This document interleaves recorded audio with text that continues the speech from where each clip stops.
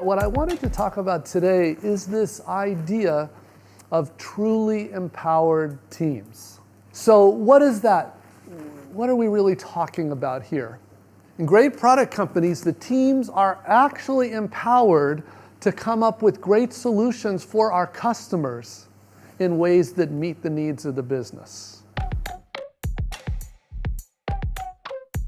The first thing I should say is that I am not even close to the first person that said empowered teams are a good thing, right? I mean, this is old news. To me, it's not that empowered teams aren't awesome. It's just that for some reason, most companies have not moved to them. And that, to me, is the bigger question. Why? Okay, it's pretty acknowledged that it's all about these empowered teams, but why haven't they moved to them? If you're being handed a roadmap, you're not an empowered team. Now, I'm usually introduced to companies through the venture capital community, and they'll usually introduce me to the CEO, and I'll spend, it doesn't take long actually, in a few hours you can figure out what's going on in the company. And most of the time I'll see this, that they are not empowered teams. And I will talk to the CEO about, why aren't you actually letting your team solve these problems? Instead of, your leadership team just spoon feeding them what you want them to do. And there's sort of a long answer and a short answer. The short answer is trust. The short answer is they don't trust the teams. Now, I want to be honest with you. A lot of times they'll say, look, you met these teams. Would you trust them? And in truth, probably not. Most of the time I wouldn't. But then I go back to the CEO and say, okay, yeah, I wouldn't trust them either. But whose fault is that? Who hired these people? They didn't hire themselves. This is on leadership. And that's where I think really starts, and that's why we're actually going to start of the role. I want to talk about the role of leadership. I want to talk about the role of management, because that's really that's the premise for truly empowered teams. One thing that happened when companies moved to Agile was that they thought management wasn't very important. They thought the main thing is teams they're self-organizing, they do their thing, we need management to back off.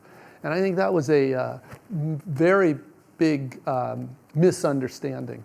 And now what we are trying to do is help management understand that actually if you want truly empowered teams, you need better management. That's what it's about. Okay, so let's talk about leadership. There are 5 big responsibilities of a leader. The first responsibility is the vision for the product. A lot of companies think, a lot of people think of this as the North Star. A lot of people make the mistake of thinking each product team should have a vision. That's not why we have vision. The vision is the common objective. So you need to make sure you have a very clear and compelling vision. We need to make sure we have a very intentional product strategy. The product strategy is how are we going to get from where we are today to making our vision, which is normally like 5 to 10 years out, a reality. It is the responsibility of leadership to make sure you have a well-reasoned, planned, intentional product strategy. Similarly, there's a set of product principles that the leadership is responsible for. The product principles speak to the nature of the kind of products we're trying to create.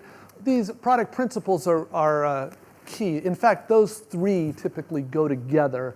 Most people, or many people, will consider that just all vision. Product priorities. We can never do as many things as we want to do. That's no secret. The leaders are responsible for deciding what are the priorities for the organization. And finally, the last one, which is often not acknowledged as much or not appreciated as much, but it is critically important, especially in large organizations. And evangelism involves, of course, sharing with the organization. I said before, we need teams of missionaries, not mercenaries. If you want missionaries, you've got to preach to them and convert them, and you've got to turn people into true believers. That is the responsibility of leadership. When we have great leaders, they are inspiring. They do get us excited about it. So these are the 5 big responsibilities of the leaders of the organization.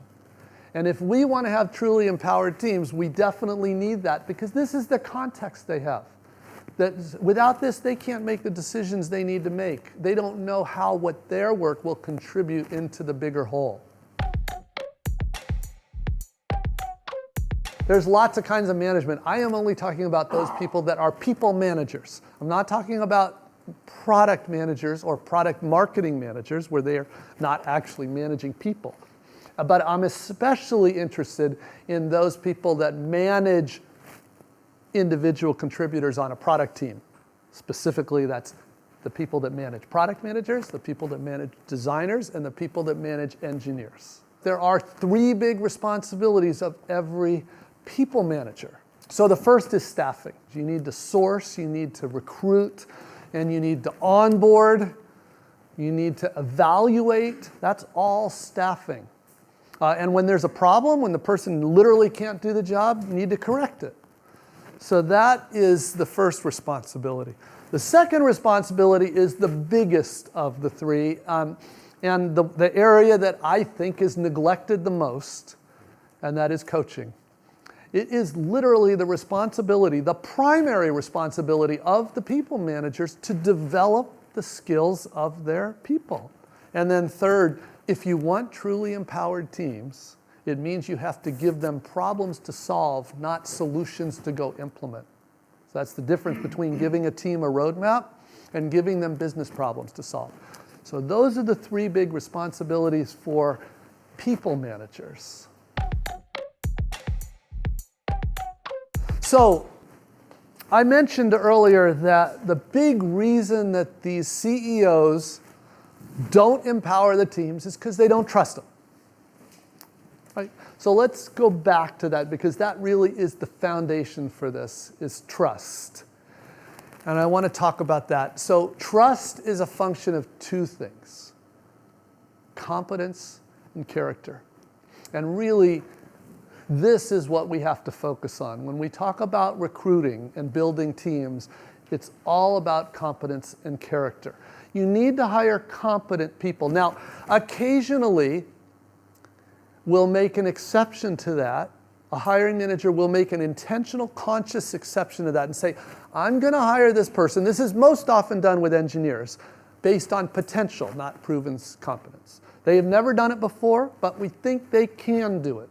Now let's talk about character, the other side of the equation. I bet all of your companies have something in your hiring guidelines which is phrased as, we need to ensure cultural fit. Now I've come to believe that is a toxic, dangerous phrase. Because what it means for most teams, mostly I ask about this after they don't hire somebody that I know they should have hired. It's like, oh, that wasn't a cultural fit. You know what they're really saying? That person doesn't look like me or sound like me. And so this is what's really going on. In my opinion, this is the biggest reason for the lack of diversity in tech and probably in the world. But this is not actually my main point, though. I'm not focused right here on the lack of diversity. What I'm talking about is there's too many dickheads on teams. That's what I'm really talking about. And if you want trust, both with your management and within your team, it really does depend on competence and character. If you want truly empowered teams, you really do need competent people that aren't dickheads. Yeah. Let's summarize this stuff. There's a clear test for whether or not you have truly empowered teams. 3 things. The first is that you need to make sure your team is staffed with competent people across the range of skill sets that you need. So that may be product, design, engineering, that's typical, but whatever is necessary for your team, you need to make sure you're staffed with people that are that. Second, the team is actually assigned problems to solve rather than given the solutions, right? If you're given a roadmap of features, that is a potential solution to some number of problems. In the empowered team model, they are given problems to solve. Now, their job is to figure out ways to solve those problems where the customers love it but work for your business. That's what an empowered product team does.